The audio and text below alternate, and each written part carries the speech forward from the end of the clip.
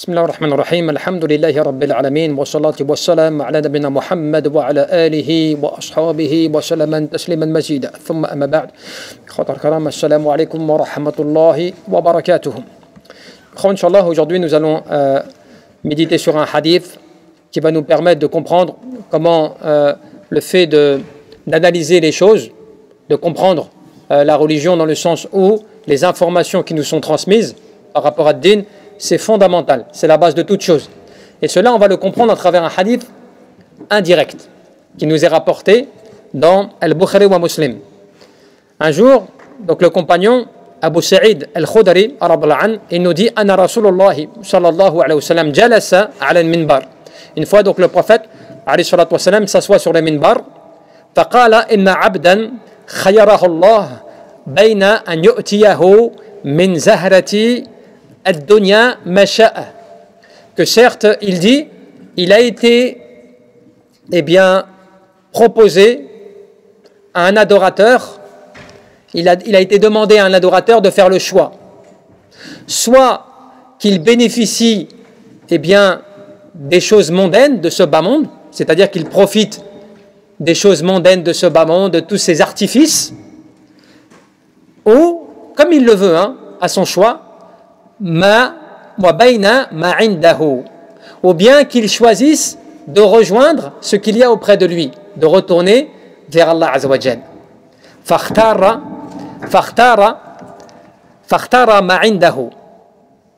Et l'adorateur a choisi de revenir vers Allah. Fabaka Abu Bakr radhiyallahu anhu. Et Abu Bakr, qui était présent dans l'assise, s'est mis à pleurer. Et il dit, Ya Rasulullah, que pour toi, que nos pères et nos mères, c'est une expression, te soit donné en sacrifice.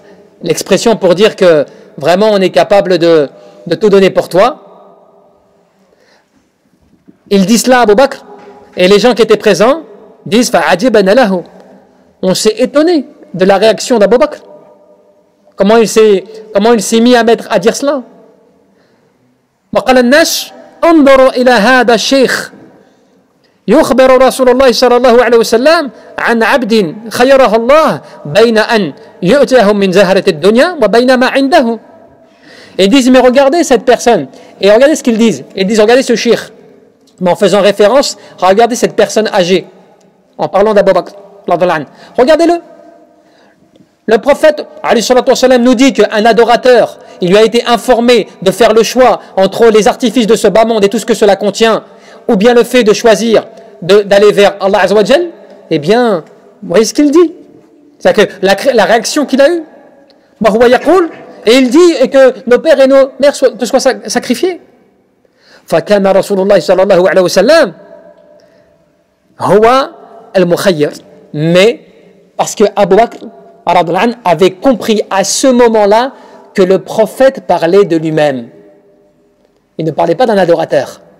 Il parlait de lui-même. Donc qu'est-ce qu'il faisait? Il annonçait aux gens qu'il avait fait le choix de quitter ce bas monde pour retourner vers Allah Azza wa Jal. Et personne dans l'assise n'avait compris cela en dehors d'Abu Bakr. Et c'est comme cela que eux-mêmes les compagnons, qu'est-ce qu'ils disent?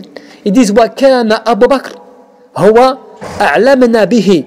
Il était celui qui savait le mieux concernant la situation, c'est-à-dire qui avait le mieux compris ce qui s'était dit.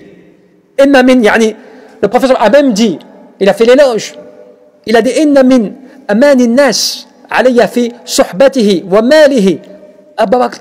Celui qui m'a été le plus dévoué, le plus proche en compagnon était Abu Bakr, qui a dépensé pour moi ses biens et son argent.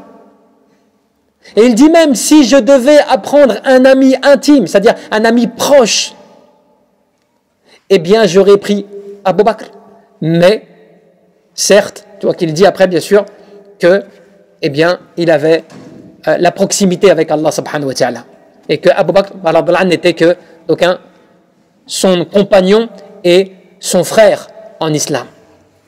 Qu'est-ce que tu comprends déjà? C'est très important de comprendre la situation là. Nous, on lit les hadiths, alors on lit les hadiths, oui, on sait, certains même d'entre nous vont dire, je connaissais le hadith, oui, bien sûr, Abu Bakr avait compris que c'était le prophète, on connaît le hadith. Mais c'est pas cela qu'il faut se dire. Il faut se dire que déjà, nous, si on avait été dans l'assise, on aurait sûrement fait partie de ceux qui n'avaient pas compris l'information. C'est ça qu'il faut qu'on déjà on se dise. Nous, si on avait été dans l'assise, on n'aurait même pas compris l'information, peut-être. Et ça te renvoie au statut d'Abu Bakr. كان أبو بكر رضي الله عنه أقرب الناس إلى النبي صلى الله عليه وسلم فهو رفيقه في هجرته. Abu Bakr رضي الله عنه, il était le plus proche du prophète عليه الصلاة والسلام. Celui qui l'a accompagné, tu vois, dans la proximité, dans la difficulté, tu vois, dans la peur, eh bien le prophète Mohammed عليه الصلاة والسلام. وهو أعظم هذه الأمة إيمانا وتصديقا. Il ne faut pas que tu perdes de vue à quel point Abu Bakr, sa foi, tu sais la foi qu'il a dans le cœur, par rapport à la foi de la Ummah de cette communauté, il était celui qui avait la plus grande foi et celui qui avait la plus grande sincérité. Il ne faut pas qu'on le perde de vue.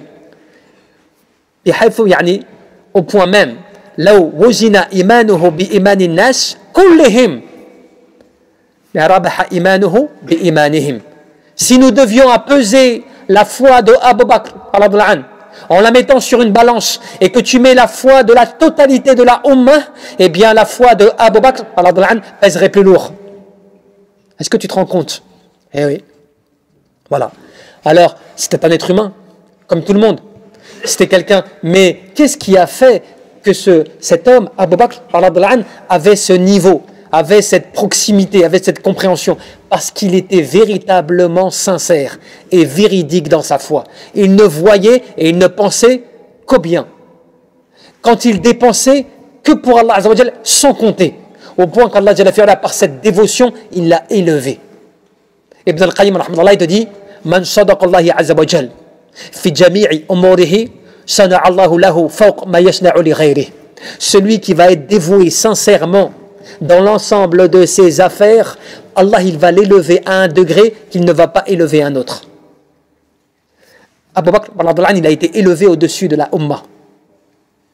Et le plus intéressant, encore une fois, c'est ce que l'on comprend de ce que nous dit Cheikh al-Islam Taqi-d-Din. Il nous dit une chose très importante et qui est en référence à ce hadith et qui va être aussi un sujet sur lequel, Inch'Allah, il faut qu'on réfléchisse. Comment nous on comprend la religion? Comment nous, tu vois, nous, avec nos textes aujourd'hui, tu vois, on adapte ce qu'on veut comme on le veut, sans comprendre la profondeur, tu vois, la profondeur des textes al-Nusus, min al-Kitab wa Sunnah. Tu as des textes, tu as le Coran, tu as la Sunna avec toi, tu as tout cela avec toi, et bien comment tu le comprends cela? Regarde ce que te dit Cheikh al-Islam. Il te dit: wa khitab Allah Azza wa Jal wa rasulihi lin-nas ammun yatanawalu jami' al-mukallifin. Vous savez, Allah Azza wa Jal, le discours d'Allah subhanahu wa ta'ala par le Coran, et le prophète sallallahu alayhi wa sallam dans son discours, lorsqu'il s'adressait aux gens, il s'adressait à l'ensemble, sans aucune différence. Son discours, il était fluide, il était clair pour tout le monde. Il n'y avait pas d'ambiguïté. Comme quand Allah Jalla fi'ula te dit: Ya ayyuhan nas, ya ayyuhal ladina amanu, ya ibadiya. Tu vois, quand Allah Jalla fi'ula te dit cela, quand il te dit: ô vous les gens, ô vous les croyants, ô vous mes adorateurs, Allah Jalla fi'ula s'adresse à tout le monde. Tu vois, Ya bani Israël, ô vous les enfants d'Israël, et ainsi de suite. Et Cheikh al-Islam, qu'est-ce qu'il te dit? Il te dit: وكذلك النبي صلى الله عليه وسلم كان يخاطب الناس على منبره بكلام واحد يسمعه كل أحد. Lorsque le prophète il s'adressait dans ses sermons sur le minbar et il faisait ses discours aux gens, il leur parlait de manière générale, d'une parole qui était une, claire, simple, que tout le monde devait comprendre, que tout le monde pouvait comprendre, que tout le monde pouvait, tu vois, atténuer. Mais ce qu'il te dit, qui est très important, il te dit: لكن الناس يتفضلون في فهم الكلام بحسب ما يخص الله به كل واحد منهم من قوة الفهم وحسن العقيدة. Il te dit: mais cependant, il y a des gens qui se différencient des autres par le bienfait que Allah leur a accordé quant au fait d'avoir une compréhension minutieuse, une compréhension pointues des paroles, on va dire du texte, on va dire de l'islam, et leur capacité à avoir une compréhension des éléments précis de l'islam, et qui n'est pas donné à tout le monde, mais qui est dû à quoi? Qu'est-ce qui fait que ces gens-là peuvent bénéficier de cela? Par le fait qu'ils ont une compréhension forte et qu'ils ont une croyance qui est saine. Qu'est-ce que cela veut dire? Cela veut dire, ibadallah, que lorsque nous, on pratique l'islam, quand nous on pratique l'islam, tu viens à la mosquée, tu fais tes prières, tu lis le Coran, tu fais tout cela, mais ton fond à toi, là, tu vois le fond là qui est à l'intérieur là, tu le nettoies pas. Tu vois le fond qui est à l'intérieur là, tu laisses aller toutes les idées que tu veux, toutes les méchancetés qui rentrent, toutes les jalousies, toute la haine, tout cela qui véhicule dans ton cœur, normal. Même pas tu les rejettes, même pas tu prends garde à cela, même pas tu fais attention à cela. Eh bien, même si toi, à l'extérieur, tu sais la coquille, tu vois, toutes les œuvres extérieures qu'on voit de toi, elles sont belles, elles sont propres, eh bien, malheureusement, il se peut que tu sois au plus bas de l'échelle. Wallahu a'lam. Mashi yani bayna an-nas, 'inda Allah subhanahu wa ta'ala, auprès d'Allah subhanahu wa ta'ala. Ça, tu le sais pas. Bien sûr, tu peux être aussi au plus haut. Mais le problème, c'est pas cela, c'est chacun d'entre nous, on se connaît. Comment tu es à l'intérieur? Et ça se voit, ibadallah. On voit, on entend, c'est vrai ou pas? On entend les problèmes qu'il y a dans la mosquée. Les gens qui viennent, qui font des histoires, ou qui a des histoires dans la mosquée, subhanahu wa ta'ala, à l'intérieur même de la mosquée. Franchement, subhanallah al-azim, est-ce que toi, ça doit t'empêcher de venir à la prière, à la mosquée, d'être sincère dans ta prière et de te dévouer pour Allah subhanahu wa ta'ala parce que tu es dans la maison d'Allah subhanahu wa ta'ala? Tu vois? Tout ça pour dire quoi? Le pire que tu puisses voir, et c'est cela que je suis en train de vous dire, la gravité, ibadallah, c'est que nous, on vient à la mosquée, on vient pour faire un acte d'adoration, tu vois, on vient pour adorer Allah subhanahu wa ta'ala, et en même temps, on ne fait même pas attention que Shaitan, il est en train de te suivre, et il est en train de t'insuffler le pire. Regarde, vas-y, parle sur ça, vas-y, fais ceci, vas-y, rebelle-toi, vas-y, ceci. Et il est en train de te faire gâcher tes hasanats. Il est en train de te faire gâcher tes hasanats. Mais soit toi, tu ne l'as pas vu. Parce que Shaitan, il est en train de te faire croire que toi, alhamdoulilah, il faut que tu sois fort, alhamdoulilah, il faut que tu sois courageux, alhamdoulilah, tu vois, il faut que tu tiennes les rangs, tu vois, que tu montres que tu as des épaules. Alors que, subhanallah, tu vois, certains médal ulama salihin, certains pieux, tu veux savoir comment ce qu'ils pensaient avant? Ils faisait dua, oh Allah, je recherche protection auprès de toi contre le fait d'avoir une certaine notoriété ou un certain poids devant les gens, amam an-nas, alors que je ne pèse pas l'aile d'un moustique auprès d'Allah. Tu vois? Je recherche protection auprès de toi, d'avoir un certain poids devant les gens. C'est-à-dire que tu vois, tu sens que devant les gens, tu as de la valeur, et en même temps, auprès d'Allah Azza wa Jal, tu ne pèses pas l'aile d'un moustique. Qu'est-ce que cela veut dire? Comme le disait Abu Darda radhiyallahu anhu, Allahumma inni a'udhu bika min khushu'i an-nifaq. Oh Allah, je recherche protection auprès de toi contre la crainte hypocrite. Contre la crainte hypocrite. Et on lui a dit, ya Abu Darda, on lui a posé la question à ce compagnon, ce noble compagnon. Lisez sa biographie. Voyez l'état de zuhd, d'ascétisme dans lequel il était, ce compagnon. Voyez comment est-ce qu'il était dévoué dans la servitude à l'égard d'Allah Azza wa Jalla dans sa vie. Au point même que sa femme, Darda était une érudite dans la science. Elle était quelqu'un qui était savante. Eh bien, ce compagnon, quand on lui dit, mais qu'est-ce que veut dire la crainte hypocrite à laquelle tu fais référence? Il disait quoi? Il disait antara, yani c'est que tu vois al-jabarih, tu vois l'extérieur, tu vois de la personne, que la personne, tu vois, comment dirais-je, on a l'impression qu'elle craint Allah. Quand tu la vois, on dirait qu'elle craint Allah. Elle fait ses prières, elle fait tout cela, on dirait qu'elle craint Allah. Walakin, yani dans son cœur, fi qalbihi laysa bi khashi', mais dans son cœur, elle ne craint pas véritablement Allah subhanahu wa ta'ala. Tu vois? C'est quoi cette crainte-là? C'est la crainte de l'apparence. C'est la crainte de l'hypocrisie, qui est une forme d'hypocrisie. C'est-à-dire qu'en fait que toi, tu vois, sans t'en rendre compte, tu montres une image de toi, tu montres un extérieur, alors qu'en réalité, tu n'es pas comme ça à l'intérieur. Il appelait ça comment? khushu' an-nifaq, la crainte scrupuleuse, hypocrite. C'est pour dire quoi, ibadallah, que, et ça c'est dû à quoi? Pour revenir à quoi? C'est dû au fait de la compréhension. Al-fahm. Comment je comprends? Mafhum yani fi ad-din. La compréhension. Comment la religion elle est comprise? Comment je dois faire attention? Comment je dois faire attention à mes textes? Comment je ne dois pas avoir un comportement contradictoire avec l'islam? Comment je ne dois pas, tu vois, parce que je suis en colère, ou parce que je ne sais pas ce qui se passe dans mon cœur, j'ai min al-amrad, les maladies du cœur, eh bien je me comporte bizarrement, j'ai un mauvais comportement, et à cause de ça, eh bien je vais, tu vois, je vais avoir un comportement contradictoire. Je vais venir à la prière, je vais faire mes prières. Je viens au Jumu'ah, je viens normalement pour faire le hajj, je prends des hasanat, appliquer une obligation, et en même temps, je ne sais pas, wallahu a'lam, si la moitié de mes hasanat ne sont pas parties à la poubelle. Wallahu a'lam. Pourquoi? Parce que j'ai parlé sur lui, j'ai mal pensé sur lui, j'ai accusé un tel, j'ai offensé un tel, il faut faire attention à le mouflis, le ruiner, le ruiner, que le prophète te disait attention au ruiner, celui qui va voir avec des montagnes, qui seront équivalentes à la montagne, des montagnes proches de Hud, qui sont des montagnes énormes. Il va venir avec des montagnes de hasanat. Des montagnes de hasanat. Et elles vont être dilapidées, en poussière éparpillée. À cause de quoi? Le professeur t'a dit, donné les détails dans le hadith. Parce qu'en fait, il a agressé un tel, il a insulté un tel, il a, par exemple, donc frappé un tel, il a volé un tel, il a... Subhanallah, au point qu'il vient avec des montagnes de hasanat, des montagnes. Et cela, c'est une wahi, c'est une révélation de la part du prophète Mohammed qui t'informe déjà de ce qui va arriver.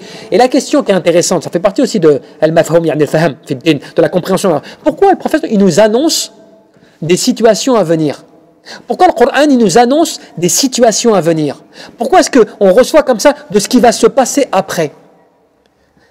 Subhanallah, min rahmatillah. Ça fait partie de la miséricorde d'Allah. Vous savez ce qu'il fait? Il nous met en garde et il nous avertit de ce à quoi nous allons être confrontés. Mais pourquoi? Pour que tu reviennes à Allah avant qu'il ne soit trop tard. Pour que tu te repentes avant qu'il ne soit trop tard.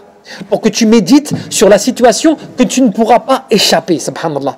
Et sauf qu'il y a des gens, et voilà on en revient au texte là, on en revient à la base. Il y a des gens qui vont le comprendre. Alhamdulillah, par le bienfait d'Allah et sa miséricorde, ils vont le comprendre, ils vont s'y adapter, ils vont se forcer, ils vont faire une lutte de cela, et il y en a certains qui vont l'entendre, qui vont l'écouter, tu vois, mais ça ne va pas changer, ça ne va rien changer. Alors on va sortir peut-être vous allez venir au Maghrib, peut-être vous allez l'Isha, peut-être je ne sais pas, demain, après-demain, dans une semaine, dans un mois, et puis encore voilà, vous allez voir des scènes malheureuses.